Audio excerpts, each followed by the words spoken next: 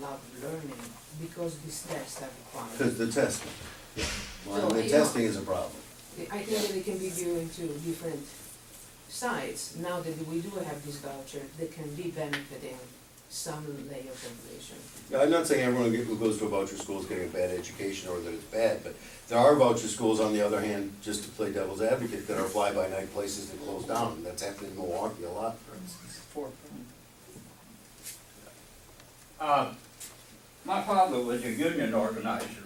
Anybody remember unions? More than once he came home bloody.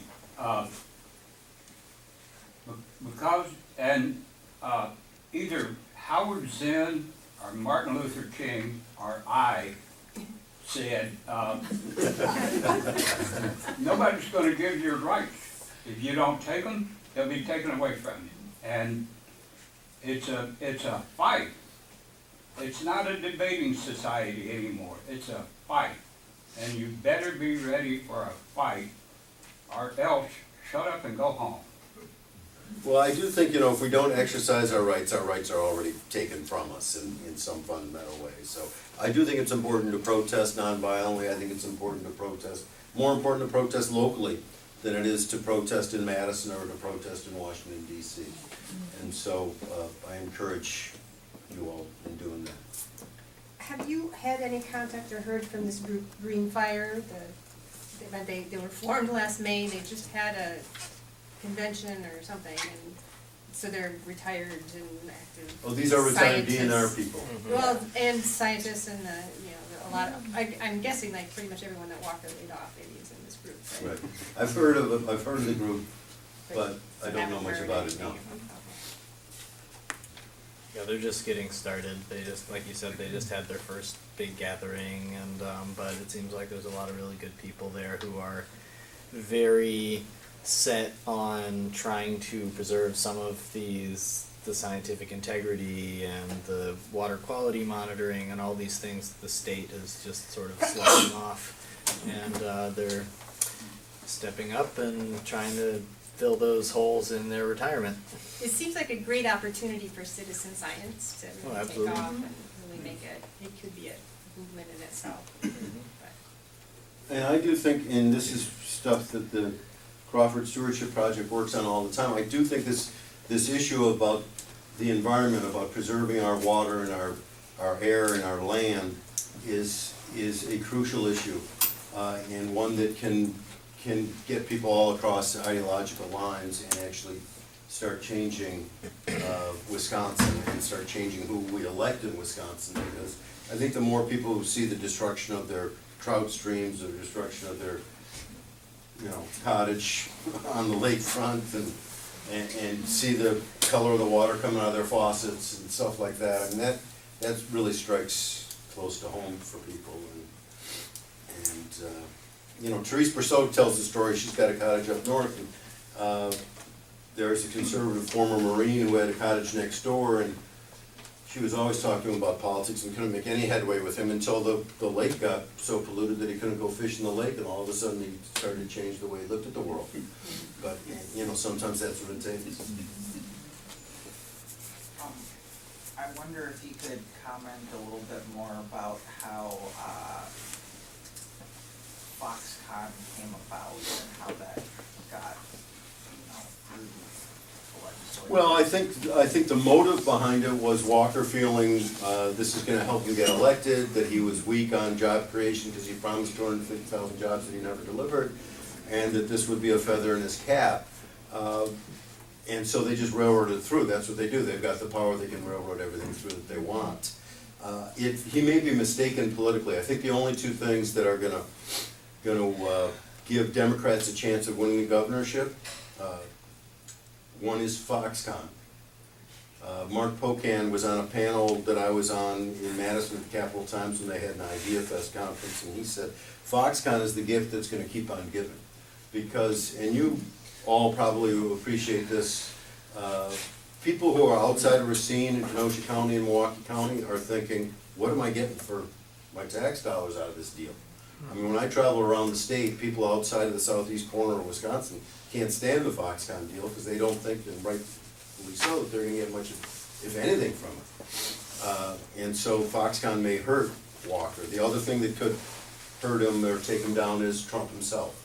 If Trump continues to drop in the polls, because Walker's tied himself to the mast of Donald Trump. And so, other than that, I think, you know, the safe bet is that Walker's frankly gonna win an election again.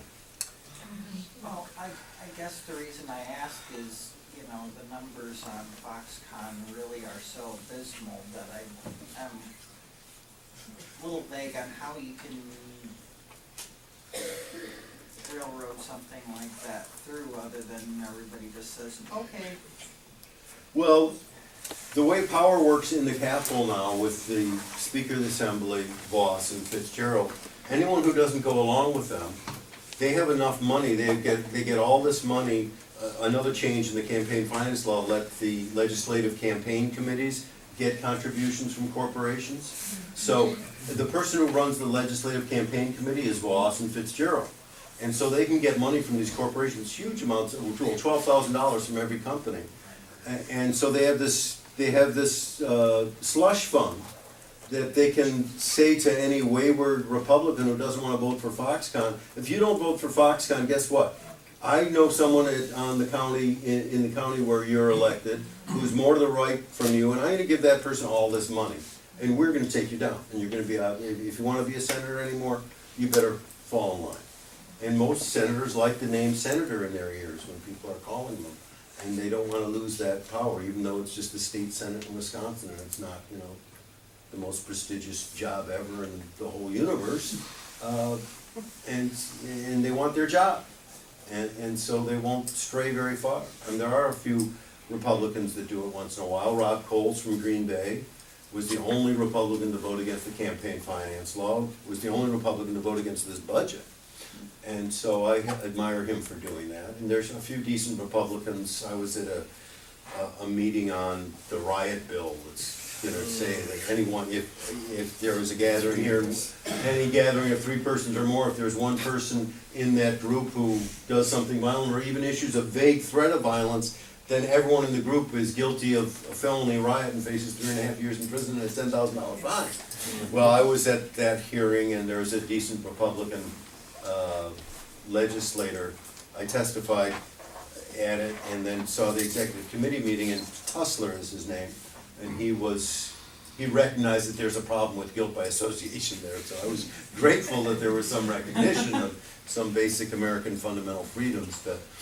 But yeah, when Fitzgerald and Voss and Walker want to keep people in line, they have plenty of ways to do it, and that's why they were able to just ram the sucker through.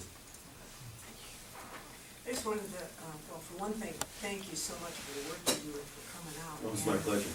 Yeah, and it's really, your website is great, because I like how you list things as facts. You list things as so-and-so gets so much money, so-and-so gets so much money. We're not trying to just, you know, make more judgments to it, we're just gonna state it. And a lot of the work that you have is really useful that way. And I like what you said about, you know, people and groups working together. I'm wondering if you have comments and on ways for all of us to find commonality with other people and to have real discussions again in our culture. And not that individuals of us don't, but that it's, you know, more and more it's like us and them kinds of attitudes. And I think a lot rurally, of course, you know, living here, and that, you know, farmers are caught between a rock and a hard place trying to make a living, and we're not supporting societally clean water, for example, and in a rural place, you need to have and anywhere, you need to have real conversations with people who see things differently, but at a base, recognize that we need to be a democracy again. Well, I think this is a really crucial point, because the essence of politics is to convince people that your way of thinking about how to make the country or the state or the community a more just community is the better way. So we need to talk to people who don't agree with us. We also need to get our own people out and vote. That's another set of problems. But we also need to talk to people who don't agree with us, and a lot of those people are amenable to conversation. I mean, Kathy Kramer, UW professor, has gone all over the state. She wrote the book Politics of Resentment, really good Yes. book. And then she's gone on other speaking, kind of conversation tours, subsequent to the election. And I just think it's important for all of us, and it's easy for me to say coming from Madison, or maybe harder for me to say, because in Madison you can go for a week if you live on the near east side or the near west side like I have for 30 years. I don't live there anymore, but and work at the university or work at a nice progressive nonprofit and never bump into someone who disagrees with you. You could wake up in the morning, watch Democracy Now, you go to your bus stop and talk to, you know, a liberal professor, you go to your nonprofit, you come home and, you know, you watch MSNBC and then you read The Nation in bed and you start all over again the next day. Right. And that's not good for building empathy. Right. It's not good for building your intellectual muscles, because you bump into someone who disagrees with you. You haven't bumped into anyone who disagrees with you. You haven't been able to have yourself be challenged, and it's terrible politics, because we gotta talk to other people. There's some people whose door I wanna knock on. If someone's flying a Confederate flag like that person in Oshkosh did in the wintertime, or a Nazi flag, I don't think that's probably the house to knock on. But we all know that, you know, a lot of the people who voted for Trump weren't racists. They don't have Confederate flags on their truck. I know some people. I play cards with, I'm a card player. It's one of my sins. I play cards with a lot of people who voted for Trump, and they're decent people. But, you know, they see the world differently, or they hated Hillary for probably the wrong reasons, and, you know, they like Trump, or my sons like Trump just because he was refreshing. He wasn't a cutout politician. It was, you know, wasn't, you know, he shot from the hip, and it was kind of entertaining. And if being a citizen is sitting on the couch and wondering which politician is more interesting to listen to than the other, and I hope that's not what being a citizen is these days, but. Well, I think part of that talking with other people is that is also having a certain flexibility yourself and being able to recognize that, you know, I'm not always right. Well, that is just able to listen and first connect. I mean, it's about relationship building and connecting with people at a human level. For instance, Representative Nass, or Senator Steve Nass, Senator? Anyway, very hard right Republican in the legislature, and his chief of staff he's a senator now, I'm sorry, is a guy named Mike Michelson, who's very right-wing also. But I debated him lots and lots of times on radio, Mitch Hank show in Madison or whatever. I actually kind of like Mike, in some way, not politically, we're 180 degrees, but, you know, I talked to him about his kids are baseball players, and he's a political junkie like I am, so we can just talk about, I try to find places where he talked. And also I'm trying to deflect with some of these folks the idea that, you know, I got horns, because I'm a left-winger, or I'm a Jew, or something, you know, there are horns on my head, and I'm the devil. And so I want him to know that there are people who totally disagree with him, who are decent people, and, you know, just look at the world differently, and maybe sow a seed of doubt in his own head. And I do think doubt is an important part. The German philosopher Jürgen Habermas says we should leave 10% of the acreage in our brain for self-doubt. And I think that's, I think that's a good idea. Thank you. Talking about communication and stuff, we know that the power is the money, the corporate stuff and whatever, but one of their basic tools that speaks to a lot of different silos out there is fear. Right. And based on racism or jobs or nuclear war and whatever, and to be able to address that aspect when we're confronted with these other worlds and whatever, and like you have your umbrella organization, you say that's just getting these different aspects coming together, but that basic fear is the same fear that we have in ourselves. It's part of the fear that we bring here right now. And so how do we address that? Do we you know, like racism is such a basic fear. And the fears are very dangerous. And let me just talk about fascism and Trump for a second more, because Trump is kind of a crypto-fascist. I mean, he's not Adolf Hitler. I mean, he hasn't written Mein Kampf. He's not a philosopher of fascism. He doesn't have an ideology other than me. But he does traffic in some traditional fascist propaganda moves. racism.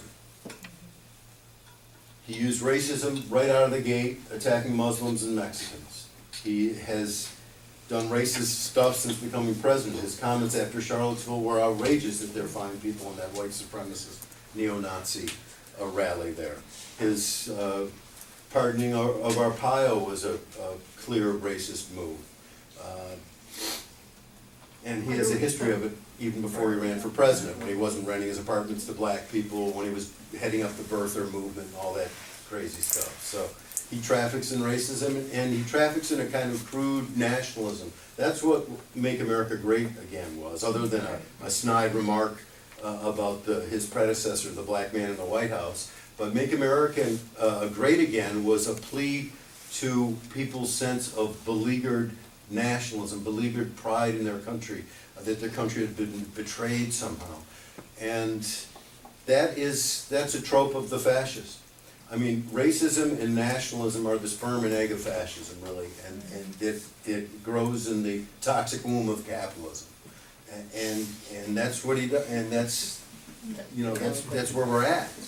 And even though he's, you know, he doesn't fly a Nazi flag out there or anything like that, I mean, we need to, as students of history, we need to know what the fascist appeals are, and that's what the fascist appeals are. And to overcome, I think sometimes you know, there was all this fear after 9/11 too, and Bush wasn't nearly as bad as Trump was, and certainly wasn't bad about Islamophobia in the way that Trump is. But there was a lot of fear there. And there was something that haunts me. I'm gonna go negative again here and depress you. Tommy Franks, who ran the first Iraq War, said if we're ever attacked again by terrorists with weapons of mass destruction, this time biological or chemical or nuclear, but that's less likely, then we're gonna have to declare martial law, Tommy Franks said. And then Condoleezza Rice's deputy, Condoleezza Rice, who was at the time head of the National Security Council, her deputy, another general, Wayne Downing, said in about paragraph 27 in a Washington Post article, if we're attacked again, we may have to declare martial law. Now, I'd never seen the expression martial law in public like that, so it registered with me. And, you know, when the generals are talking in public out loud about martial law, you've got to believe that their subordinates are drawing up plans for martial law. That's how the military works. The general says, we got a plan for X, and the subordinates plan for X. And so, if we are attacked again, and it doesn't have to be like 9/11. For instance, if that person in Las Vegas was from ISIS, Lord knows where we'd be right now. And so that is a scary thing. The comment I just wanted to make in regards to community building is, do not be afraid to engage with your neighbor whom you may believe to have differences of opinions from yourself. Even the person with the Confederate flag, because you may find that though it perhaps may be misguided, their views are very different from what you had thought they were. And, you know, they may actually be a logical, conscientious person coming from a slightly different perspective. But you may find that being as you're both humans, you can find common ground. It is strange there are Confederate flags around, though. I was talking in Columbus, which is, you know, what is it, 30 miles from Madison, a couple weeks ago. And afterwards, and it was a small group of about 12 people in a park in Columbus. Drinking liberally was the event. And I'm all for the drinking liberally. There are these drinking liberally groups all around the state and all around the country, which is very, we need to have fun doing politics. I'm all about that. And so, yesterday I was at a fundraiser and I made 3 apple pies, and it was apple pie and democracy. That was it. You gotta have fun. We gotta have fun when we're doing this. Otherwise, you know, we're just banging our heads against the wall. So drinking and good food and music and whatever it is, poetry, you know, we need to have fun. So this was a good group, and then afterwards a woman came up to me and said, you talked about talking to people who don't agree with you in the Confederate flag. I have a neighbor, I have a child, I'm married to a black man, and we have a child who is black or mixed, and there's a Confederate flag on our block in Columbus. And She didn't know quite how to deal with it, and the guy was, I mean, to your point, he may not be, you know, he's not out to shooting people, and in fact, he said a nice thing, in a racist kind of way, to one of her kids when there was a blizzard and the kid was shoveling out the old lady's next door driveway, and he came by and said, "Oh, I didn't know that people like you would do such a nice thing," or something like that. I mean, obviously he has got some problems, but you know, the reason, I mean, I just don't, people shouldn't get hurt. I mean, now with the castle doctrine, if you knocked on the door of the person with the Confederate flag, they could shoot you dead. I mean, that's just, and get away with it. But, What's the castle though? oh, this is the law that was passed here in Wisconsin that says if people are on your property, you can shoot them. If you feel threatened. If you If feel you're threatened. afraid, if you feel threatened.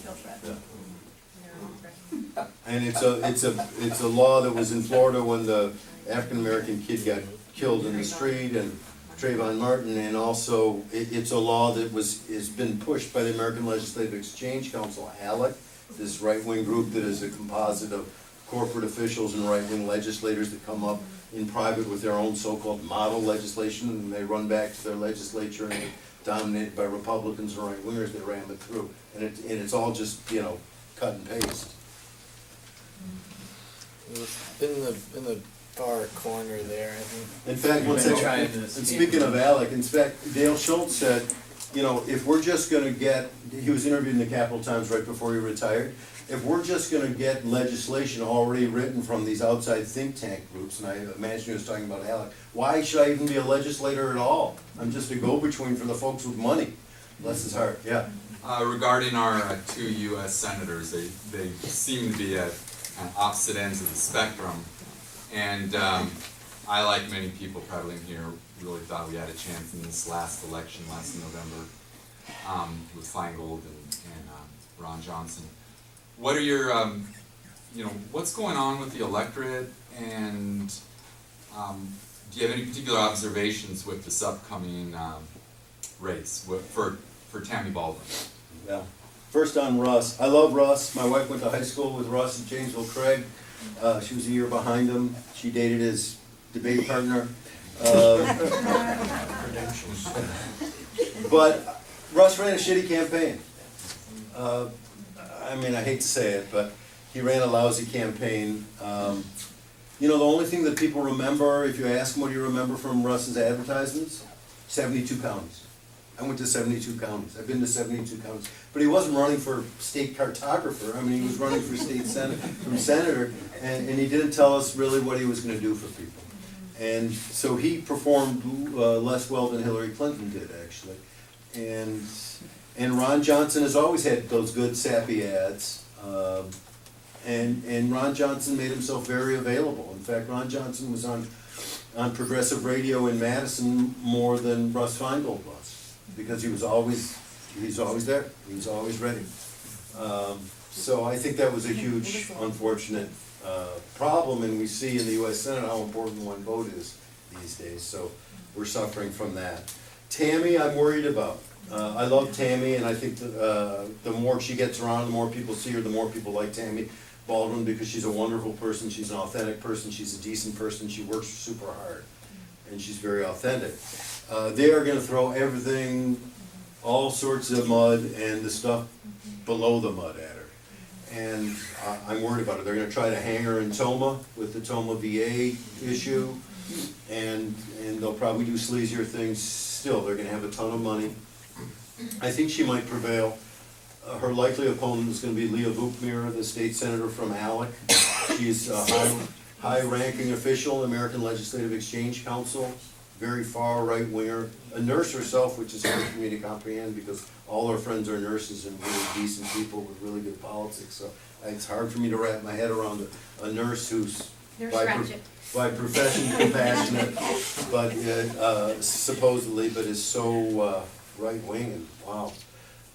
But it's gonna be a tough race. I think that's gonna be a tough race. Does Tammy come around very often? Lacrosse. Lacrosse. Lacrosse. You see her more there. Okay. What does the senator have to do with the VA? Well, the allegation is that her staff got the word that this guy at the VA in Toma, the medical doctor, was handing out opiates Yeah. like candy. Yeah. And someone died, and if she had done something faster, the person wanted to die. That's the allegation. But what does the senator have to do with the VA? Well, she could have, written a letter to the VA. I doubt it would have made much of a difference, but she could have called up the head of the VA and said, I hear there's a problem in Toma, look into it or something, so. Okay. I'm sorry, I didn't see you. I sense that people are getting a little itchy, but I had to have you restate that horrible, wonderful nugget. What were the sperm and the egg? Oh, yeah. Racism and nationalism. And nationalism. Racism and nationalism are the sperm and, fascism. racism and nationalism are the sperm and egg of fascism that is, nurtured in the So- womb of toxic so take- capitalism. Okay, so let's take that That's my thought. own, you can put Let's take that that in a fortune thought cookie. and say we're never gonna say that to our neighbors as the first thing, because they're gonna go. So I work in a hospital, and today there was a petition on the table, which is not supposed to be any politics, against the hog slaughtering place in Westby, because people see that as a public health issue and a water issue. And so I was like, yeah. So, and my experience in all these years of working with regular folks is water, health. Right. And if you can get them there, then, and then maybe someday you can sit around with beers and talk about sperms and eggs and Right. toxic. No, But, yeah, so. I wouldn't start the conversation there. I was But no, afraid to come I do- today because I knew you would say all those things that I know and I don't wanna get crispier about, but thank you for all of No, your well, I great work appreciate that. and nuggety factoids and important stuff to keep us motivated, but I just wanna make sure we end Okay. positive. Well, I wanna thank you for that, and thank everyone for coming, and it's been a pleasure, and I'll come back anytime. Thank you all.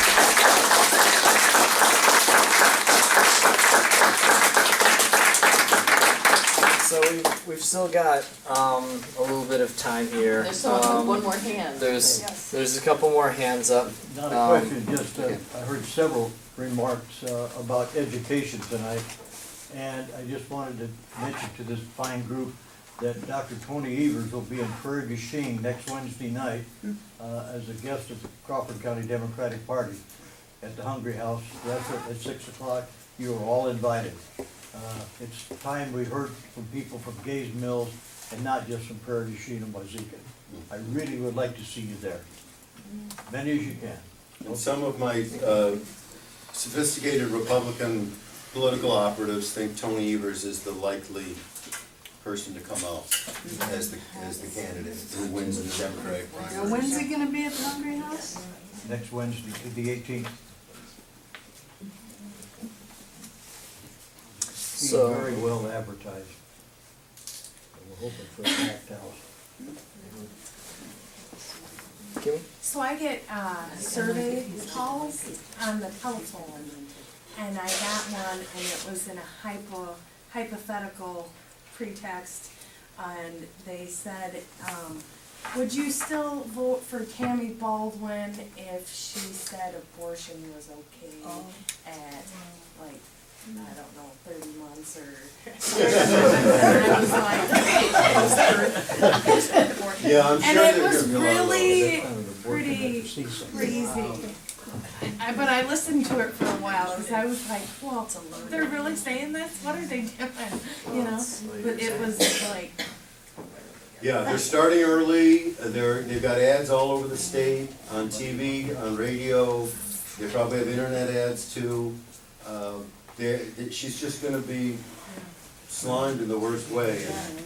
Can I just ask in relation to that, I mean, how the character assassination has just become normalized in, what, are we talking about debate clubs in schools and high schools and kind of pushing, helping kids learn how to talk about issues and, and think, be on one side of an argument versus another side? or even teaching more civics? I mean, it seems like, are all the schools, do they all teach civics in high school now, or?